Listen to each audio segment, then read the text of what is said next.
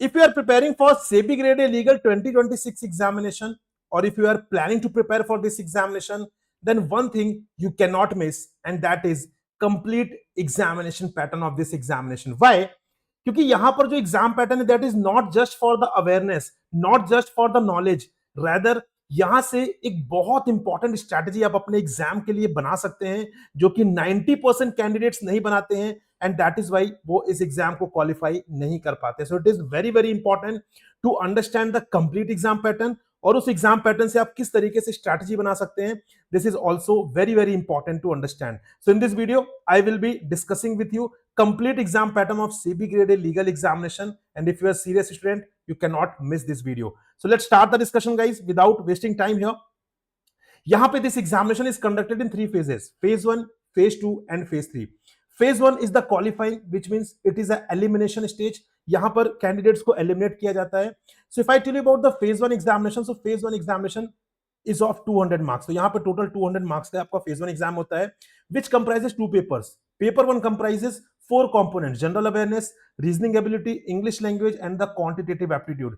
Number of questions remains same across all the components, 20 20 20 20, and that becomes total 80 questions. And cut off total marks की बात करें यहां पर तो 100 marks का टोटल मार्क्स होता है पेपर 1 का, जिसमें 25 marks each for all the components. Right, ये बहुत इंपॉर्टेंट है, समझिएगा इस चीज को. देन कट ऑफ की बात करें, so there's a fixed cut off in the phase 1 examination that if you score 30% cut off in paper 1, आपका पेपर 1 क्वालिफाई हो जाएगा. उसके लिए आपको 60 मिनट्स मिलेंगे ना. ये तो होगा एक जनरल इंफॉर्मेशन. अब बात करते हैं कि यहाँ पे स्ट्रैटेजी क्या बनानी है. स्ट्रैटेजी ये है यहाँ पर कि आपको यहाँ पर सेक्शनल कट ऑफ नहीं रहेगा.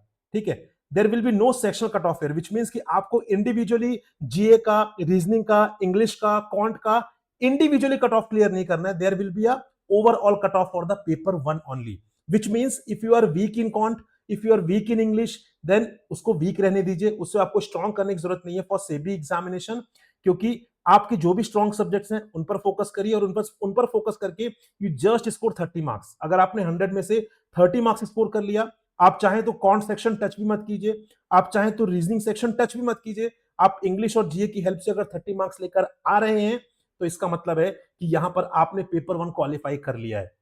सो स्ट्रैटेजी इज कि जो सब्जेक्ट यहां पर वीक है उसको टच नहीं करना है, उसको वीक रहने देना है. आपके जो स्ट्रेंथ है आपको अपनी स्ट्रेंथ पर फोकस करना है, so that you can simply score 30 marks. आपका टारगेट 30 मार्क्स है, 100 आउट ऑफ 100 नहीं चाहिए, क्योंकि अगर आप 100 आउट ऑफ 100 लेकर आएंगे या 30 आउट ऑफ 100 लेकर आएंगे, तब भी फेज 2 में आप सेम ही रहेंगे, आप में कोई भी चेंज नहीं आएगा. फेज 2 में आपको सेम लेवल पर, जीरो लेवल पर स्टार्ट करना पड़ेगा. इसलिए हार्ड वर्क उतना लगाइए, एफर्ट उतना लगाइए जितना रिक्वायरमेंट है इस एग्जाम के लिए. ठीक है, बात करते हैं पेपर 2. पेपर 2 में लीगल स्ट्रीम के सब्जेक्ट्स आते हैं. अभी सब्जेक्ट्स क्या है, सिलेबस से रिलेटेड में एक डेडिकेटेड अलग से वीडियो लेकर आऊंगा, बट यहाँ पे आपका डेडिकेटेड डिफाइंड सिलेबस है. उस सिलेबस में से there will be a 50 questions, जो कि 2 मार्क्स का एक क्वेश्चन होगा, टोटल 100 मार्क्स.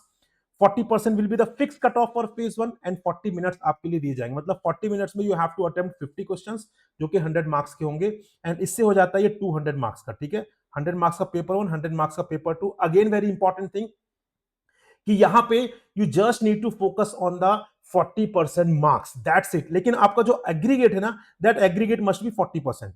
इसका मतलब क्या है कि 200 में से आपको 80 मार्क्स लेकर आना है. राइट, अगर आप यहां पे 30 लेकर आते हैं, यहां पर 40 लेकर आते हैं, सो दैट बिकम 70, फिर आप फेज 1 क्वालिफाई नहीं कर पाएंगे. इसका मतलब आपको मार्क्स ऐसे लेकर आना है ताकि आपका इंडिविजुअल पेपर का कट ऑफ भी क्लियर हो रहा है, और साथ साथ में आप 80 मार्क्स भी स्कोर कर रहे हैं. राइट, तो ये तो हो गया इंफॉर्मेशन. अब यहां पर स्ट्रैटेजी क्या है, स्ट्रैटेजी है गाइस कि अगर हम बात करें पेपर 2 ऑफ फेज 1 की एंड पेपर 2 ऑफ फेज 2 की, दोनों का सिलेबस कंप्लीटली डिफरेंट है. अगर सिलेबस अलग है तो एफर्ट सिर्फ उतना लगाइए जितने में आपके 40-50 मार्क्स आ जाएं. बाकी मेहनत कहां करनी है, बाकी मेहनत करनी है फेज 2 में, क्योंकि phase 2 will be the deciding factor. Phase 2 he ensure करेगा कि आपका सिलेक्शन हो रहा है या नहीं हो रहा है. फेज 1 नहीं करेगा. Phase 1 is just an elimination stage. I hope you got the idea. ठीक है, तो स्ट्रेटजी सिर्फ इतनी सी है कि आपको वहां पर फोकस करना है जिनकी हेल्प से आप 30 मार्क्स एंड 40 मार्क्स और एग्रीगेट आपके 80 मार्क्स आ सके. उससे ज्यादा एफर्ट नहीं लगाना है फेज 1 में. फेज 2 में एफर्ट लगाना है, which is the game changer. So this is about the phase 1. कुछ इंपॉर्टेंट इंफॉर्मेशन भी है जो मैं आपको ऑलरेडी बता चुका हूं. यहाँ पर यहाँ पे एक इंफॉर्मेशन है कि 1/4 की नेगेटिव मार्किंग रहेगी, जो कि आपके ऑब्जेक्टिव पेपर में रहती है. ठीक है, cut off I told you 30% for paper 1, 40% for paper 2. Aggregate will be 40% और किसी भी तरीके का सेक्शनल कट ऑफ नहीं होने वाला है। पेपर वाइज कट ऑफ होगा, पेपर 1 एंड पेपर 2, ठीक है। विच मींस जो पेपर 1 के कंपोनेंट्स हैं वहां पर आप कितना भी अच्छा परफॉर्म करें, कितना भी गंदा परफॉर्म करें, डजंट मैटर, जब तक आप 30% मार्क्स लेकर आ रहे हैं तो, ठीक है। और यहां पर this is only used for the shortlisting of the candidates for phase 2। इसके मार्क्स यहां पे बिल्कुल भी कंसीडर नहीं किए जाएंगे for the purpose of selection.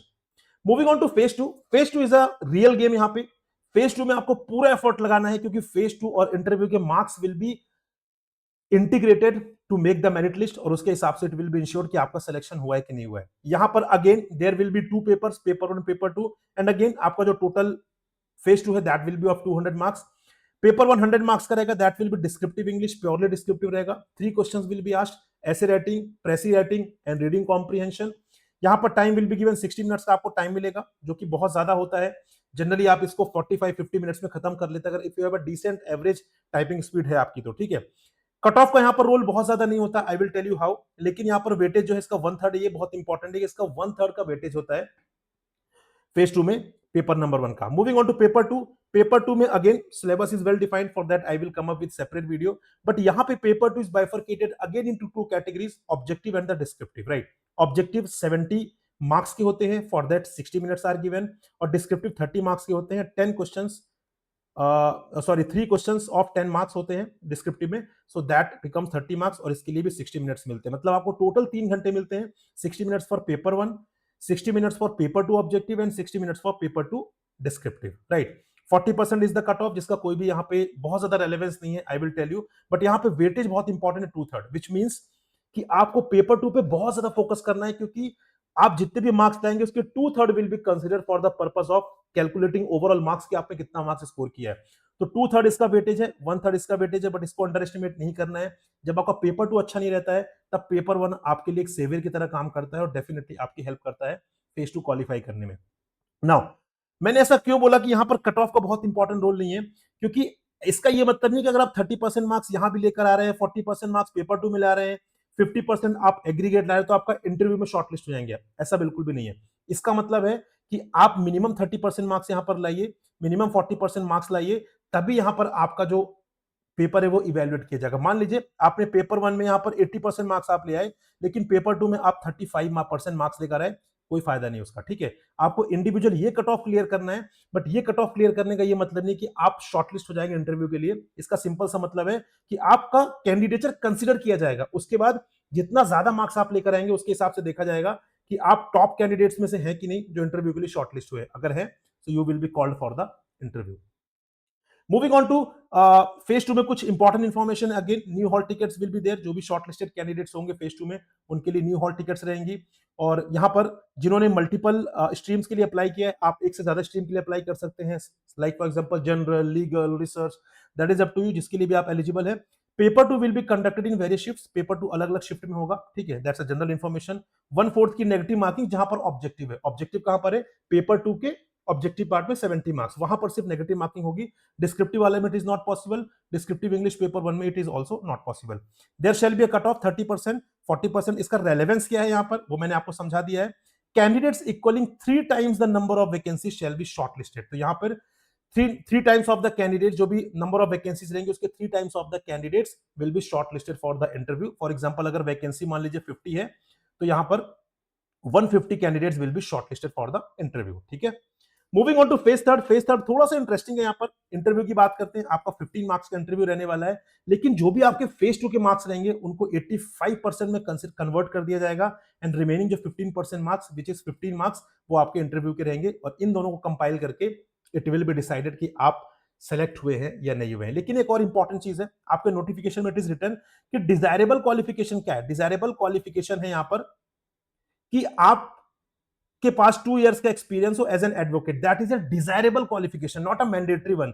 अगर आप फ्रेशर हैं, अगर आप जस्ट लॉ ग्रेजुएट हुए हैं, तो इसका यह मतलब नहीं कि आप एग्जाम नहीं दे सकते, आप एग्जाम दे भी सकते हैं, आप सेबी ग्रेडेड लीगल ऑफिसर बन भी सकते हैं, ठीक है।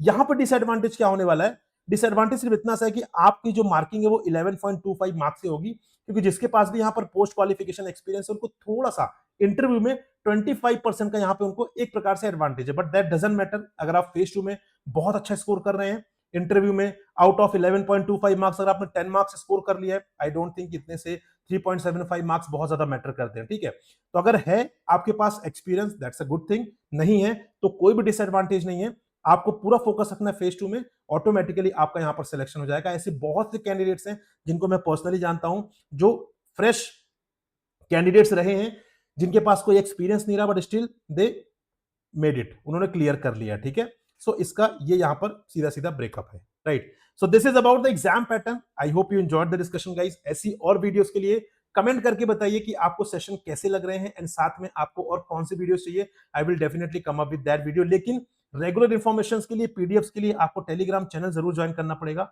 आप चाहे तो यहां से स्कैन करके कर सकते हैं, चाहे तो इस लिंक के थ्रू भी कर सकते हैं। और अगर आप मुझसे टच में रहना चाहते हैं, आप सिंपली मुझे इस नंबर पर कॉल कर सकते हैं। This is my personal number. आप मुझे व्हाट्सएप भी कर सकते हैं, कॉल भी कर सकते हैं। Both the things are open. So thank you very much for watching and listening me. I will come again with some interactive and very interesting video as well. So तब तक के लिए जय हिंद गाइज।